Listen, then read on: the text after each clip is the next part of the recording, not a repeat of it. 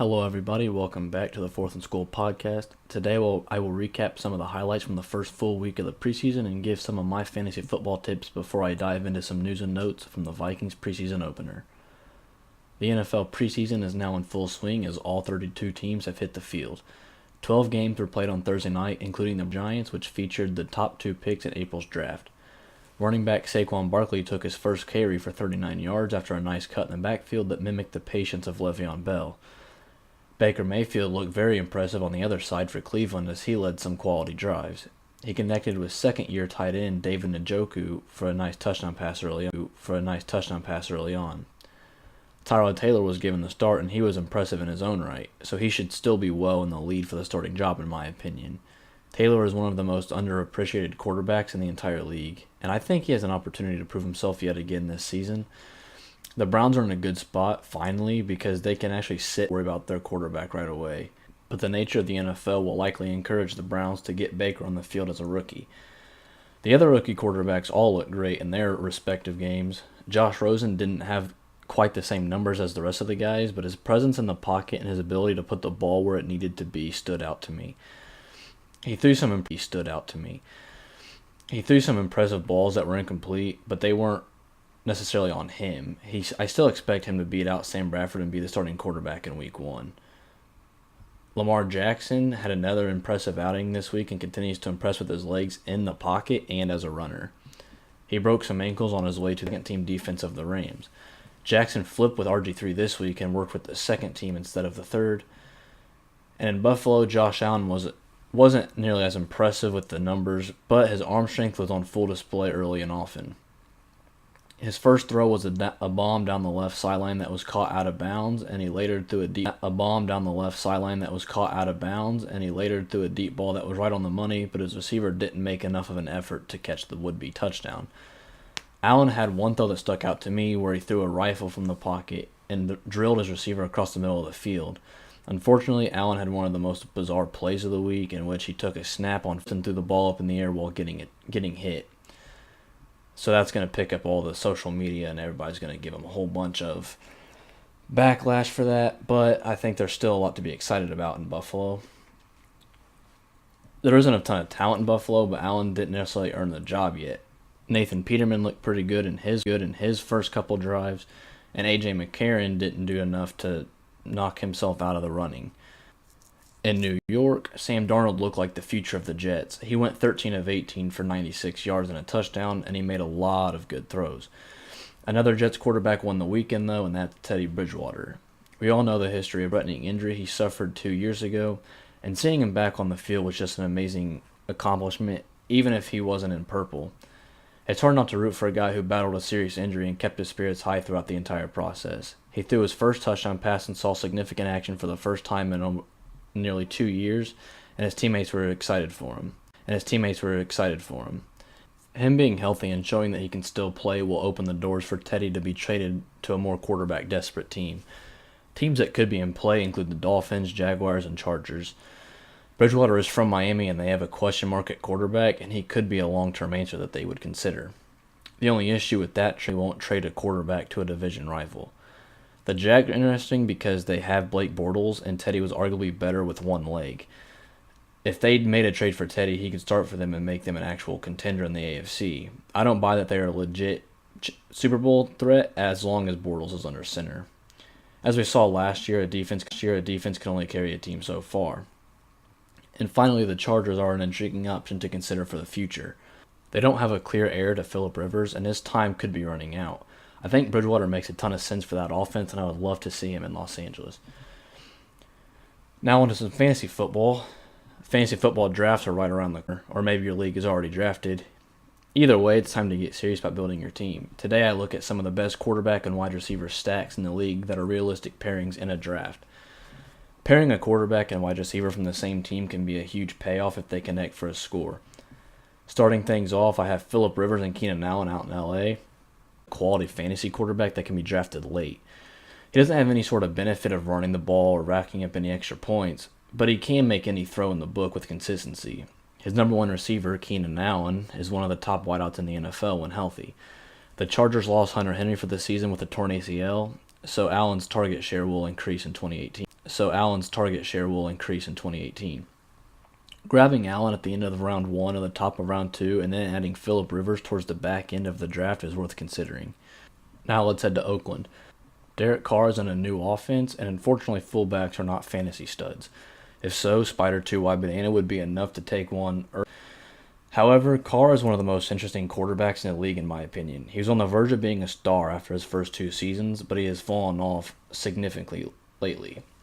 I think he can have a bounce-back year, at least in terms of fantasy. The Raiders essentially swapped Michael Crabtree for Jordy Nelson and Martavis Bryant, so their weapons are in place, and Carr will be able to spread the ball. Pairing him with Amari Cooper has the potential to be one of the steals of a draft. Cooper will likely go late round 2 or 3, and Carr can be had in the same realm as Rivers. You aren't investing super high draft picks on either guy, but they are dominant when they are in sync. Shout out Justin Timberlake. Now an early option to consider is down in Houston. Deshaun Watson was a star in the making before tearing his ACL last season. He's expected to bounce back and remain one of the best young quarterbacks in the league. When he played last year, he loved to target DeAndre Hopkins. Hopkins is a first-round pick, but maybe could fall into the early second round. Depending on how your league values quarterbacks, Watson can go anywhere from rounds 3 to 6, so this is a much higher investment than other pairings. However, if you can snag both guys and are comfortable with the rest of your roster, I think it's a no-brainer. I think they will connect for over a dozen touchdowns this season. A sleeper to watch for a quarterback wide receiver stacks is in Cleveland with Tyrod Taylor and Jarvis Landry. In my opinion, Jarvis Landry is a top 5 receiver in the league, but he is so undervalued in fantasy. Snagging him in round 3 or 4 and then getting Tyrod at the end, even undrafted, could be one strategy that is very high risk, very high reward. And a boom or bust combination that could be in play is Pat Mahomes and Tyreek Hill in Kansas City. I was very high on Mahomes throughout the draft process last year, and I had him as my number 2 quarterback behind Deshaun Watson. He was handed the keys this season for the Chiefs after they got rid of Alex Smith, so we'll see how he plays. As we saw in his first 2 series as the preseason opener, I think he can game. His arm strength has been the main talk throughout his college and pro career, but what we don't often consider is how effective it is on short passes. Of course, he can bomb the ball downfield and fire it to receivers over the middle, but it is actually more valuable in the short game. He threw 2 screens to Tyreek Hill in his limited playing time, and both of them were thrown quickly and with pace, allowing Hill to catch and turn upfield before defenders could even react. Hill's ability to run with the ball and his threat to score from anywhere on the field can improve Mahomes' fantasy value drastically. I'll look for them to steal the show this season. Now on to some other fantasy notes.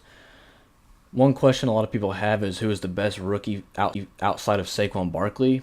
In my opinion, the best rookie was Darius Geis, but unfortunately Geis tore his ACL during his first preseason game and will miss his entire rookie season. Now the best rookie in my opinion is DJ Moore in Carolina. He should be the number 1 receiver for Cam Newton this season, and I think he'll have a big impact for the Panthers. In terms of fantasy value, I'd lean towards Michael Gallup in Dallas. The Cowboys lost Des Bryant this offseason and signed Allen Hurns. I like Hurns as a receiver, but he is not a number 1. Gallup can make an immediate impact in a depleted wide receiver core. Some guys I would be cautious about in my fantasy drafts this year include Sony Michel, Josh Gordon, and Mark Ingram. Michel has been out of camp after undergoing a knee procedure. He may miss the entire preseason, and the Patriots running back group is always tough to gauge. If he doesn't see the field in the preseason, it will be difficult to know where he stands in Belichick's offense. New England already has James White, Rex Burkhead, and roster, so Michel will have to work hard to carve out a role this season. His payoff would be huge, though, if he actually gets the reps he deserves. Josh Gordon has yet to report to Browns camp, and he has been an issue throughout his entire career. He has only played in 5 of Cleveland's last 48 games, and he has not built a rapport with either of the team's new quarterbacks this offseason. He has all the potential in the world, but he has yet to put it together. I am pulling for Gordon, and I want him to be successful, but his current average draft position is a little too high for me, especially considering he hasn't had a chance to run the offense. And Mark Ingram is suspended for the first 4 games. Otherwise, Ingram cheated. I think in any case involving PEDs, the league should release the information regarding the specific substance that was used. But either way, Ingram had a great season last year, and it is now unfair to judge his performance. I don't know how much of it was related to PEDs, so it's tough to know his fantasy value. The same is true for Julian Edelman and any other player who has tested positive for a substance. I don't think it is fair for them to get away with it and not publicly state what they tested positive for. Back to Ingram, despite missing the first 4 games, Ingram is expected to go in the top 50 of most fantasy drafts. In my opinion, that's a little bit absurd. Not only does he miss the first 4 weeks, but the Saints are also on bye in week 6, so he will only play 1 game in the first 6 weeks of the season. By that point, your team may be too far back to be competitive. I wouldn't take him until at least the 8th round once my roster is completely filled out. A sleeper to watch that is a huge question mark is New York Jets wide receiver Robbie Anderson. Anderson was arrested back in January after going 105 miles an hour in a 45-mile-an-hour zone and running multiple stoplights. He then allegedly threatened to sexually assault the officer's wife. He faced 9 charges, including resisting an officer without violence, fleeing and eluding, and reckless driving. He failed to appear in court for this arrest. His attorney also did not appear for the same reason, which is an interesting development. He is currently facing a possible suspension from the league, but he does not expect one to be handed down. If not, he has high upside as the Jets' -- receiver and can be drafted relatively late. He is a great deep ball threat and a good playmaker with the ball in his hands. He is definitely worth a mid to late round pick as a flex wide receiver. Now let's look at defenses. Defenses are a tricky piece to a fantasy roster. The strategy of going on a week-to-week basis is always worth considering. Finding matchups and struggling offenses is one way to go, but there is no guarantee that the right defense will be available on the waiver wire. A few to consider later on in a draft are the Ravens, Jets, and Texans. Baltimore has an underrated defense with playmakers at every level. They can get to the quarterback and stop the run very well. They ranked 12th in total defense last season and 6th in points allowed. They have great fantasy value in my opinion.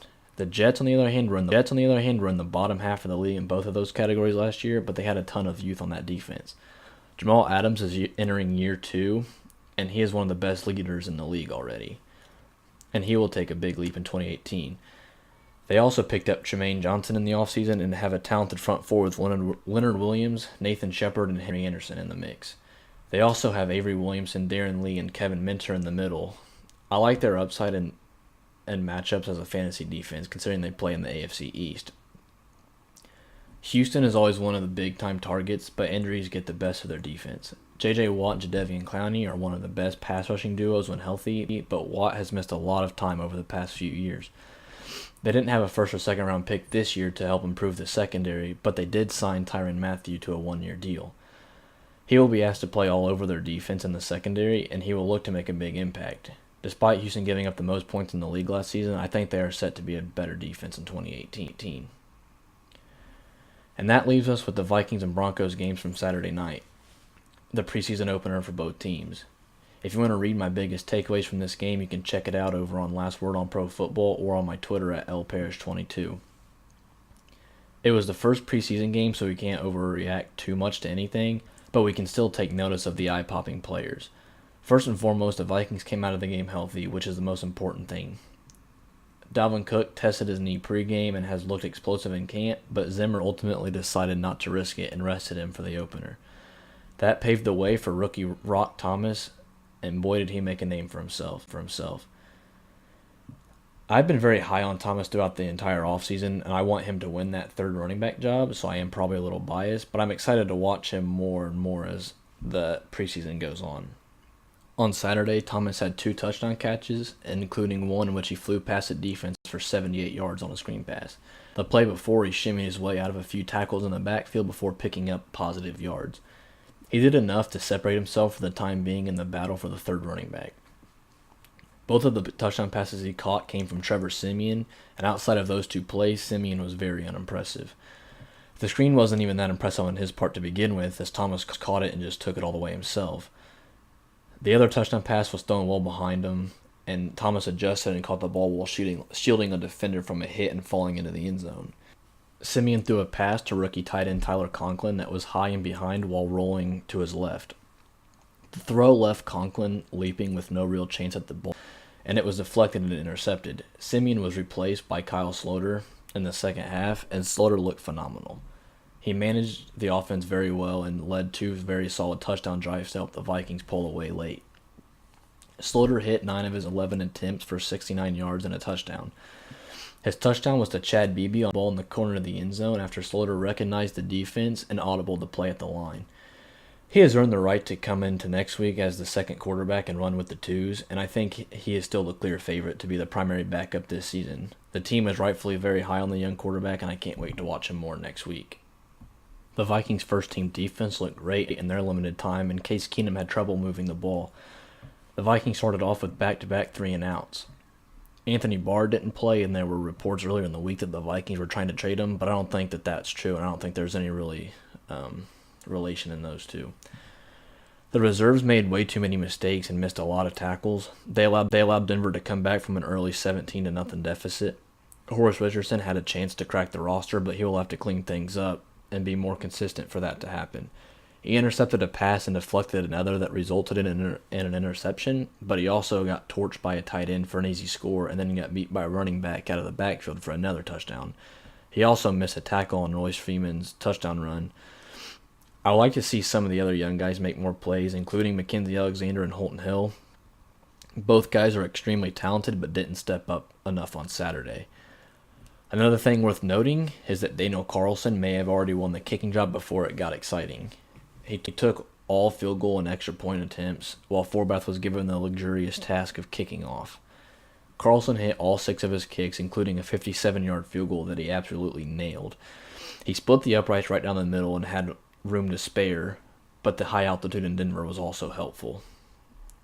I think he does have the job blocked up, which is to be expected since the Vikings did trade up for him in the 5th round.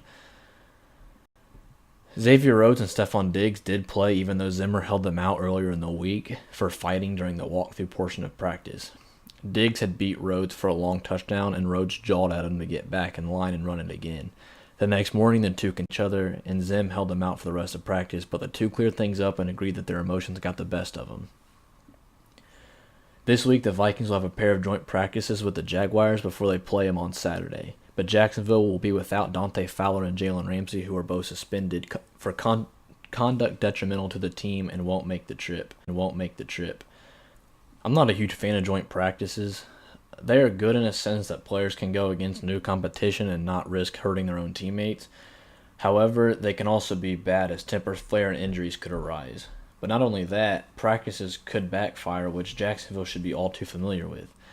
They held joint practices last season with the Patriots, and Bill Belichick stated that they mainly used the tape from those practices to prepare for the AFC Championship game, in which they went on to beat the Jags. It is a big risk to take, especially for two teams that could very realistically meet up in a Super Bowl. That'll do it for this week. If you have any questions for next week's episode, you can send them to my Twitter at lparrish22. I will continue to look at the preseason for what it's worth and recap the rest of the league. I will also preview my favorite draft-eligible college players and give my preseason top 10 and playoff predictions for this season in college football. Thanks for tuning in.